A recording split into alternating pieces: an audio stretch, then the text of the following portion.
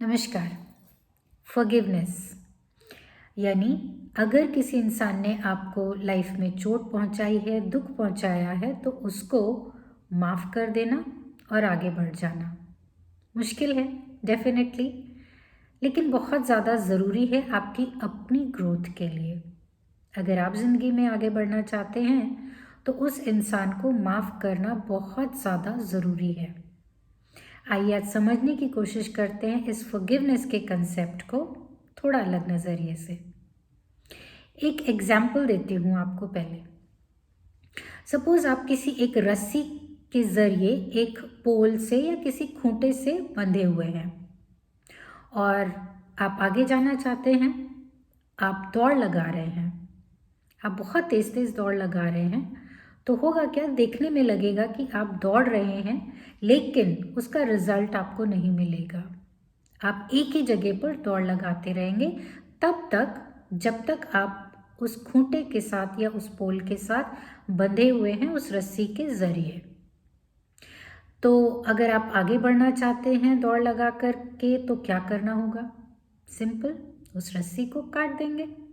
जैसे ही उस रस्सी को काटेंगे तो आपकी दौड़ का रिजल्ट समझ में आएगा, आप आगे बढ़ जाएंगे। ऐसे ही लाइफ में जब कभी हमें स्टक फील हो रहा होता है, यानी हम एक्शंस तो ले रहे हैं, मेहनत कर रहे हैं, बहुत ज़्यादा डिज़र्व भी करते हैं लाइफ में ग्रो करना, लेकिन स्टक हो गई हैं चीज़ें, मूव नहीं हो रही हैं, तो इसका मतलब कहीं ना कहीं आप भी उस रस्सी से बंधे हुए हैं।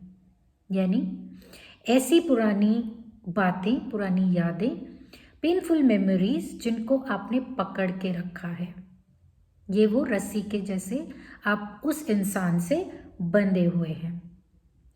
तो क्या करना होगा? जैसे हमने वहाँ रस्सी को काटा वैसे ही यहाँ पर फिजिकली वो रस्सी नहीं दिख रही है, लेकिन जब हम माफ़ नहीं करते हैं उस इंसान को तो यही होता है कि हम बंधे रह जाते हैं और हमारे एक्शंस जो हम ले रहे हैं उसका हमें कोई भी फ़ायदा नहीं मिलता है और हम बहुत स्टक फील करते हैं।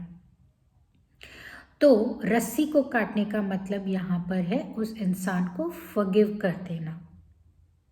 अब यहाँ पर सबसे पहला क्वेश्चन आता है कि इतना कुछ मेरे साथ गलत हुआ, गलत किया, how can I forgive that person? कैसे माफ़ कर दे उस इंसान को? तो यहाँ ये समझना बहुत ज़्यादा ज़रूरी है कि ज़िंदगी में आगे आप बढ़ना चाहते हैं, आप एक्शंस ले रहे हैं, आप डिज़र्व करते हैं आगे बढ़ना, अपनी ग्रोथ को आप डिज़र्व करते हैं, आप उस पीस को डिज़र्व करते हैं, आप उस खुशी को, हैप्पीनेस को डिज़र्व करते हैं। और अगर आपको लगता है कि आप ये सब डिज़र्व करते हैं तो आपके लिए बहुत ज़रूरी है उस इंसान को माफ़ कर देना, फॉरगिव कर देना। यानी ये फॉरगिवनेस एक्चुअली आप किसी और के लिए नहीं कर रहे हैं, आप अपने लिए कर रहे हैं। तो पहली चीज़ है। दूसरा, फॉरगिवनेस का मतलब ये बिल्कुल भी नहीं होता है कि आप उस पर्टिकुलर इंसान के बिहेवियर को अलाउ कर रहे हैं दोबारा से। ये बिल्कुल भी नहीं कहता फॉरगिवनेस। आप अलाउ नहीं कर रहे, आप अपनी लाइफ में आगे बढ़ना चाह रहे हैं, इसीलिए आपने उस इंसान को फॉरगिव किया है, लेकिन वापस से दोबारा उसी सिचुएशन में चले जाना ये फॉरगिवनेस का मतलब नहीं है, बिल्कुल भी नहीं है। तो रियल लाइफ में इसको प्रैक्टिस करना ज़रूरी है। आइडेंटिफाई करिए आपकी लाइफ में ऐसे कौन से लोग हैं जिनसे आपको तकलीफ हुई है और क्या आपने उन चीज़ों से जुड़ी हुई मेमोरीज को, पेनफुल मेमोरीज को अभी भी पकड़ करके रखा है। जब तक ये रहेगा तब तक आप अपनी लाइफ में स्टक फील करेंगे, आगे नहीं बढ़ पाएंगे।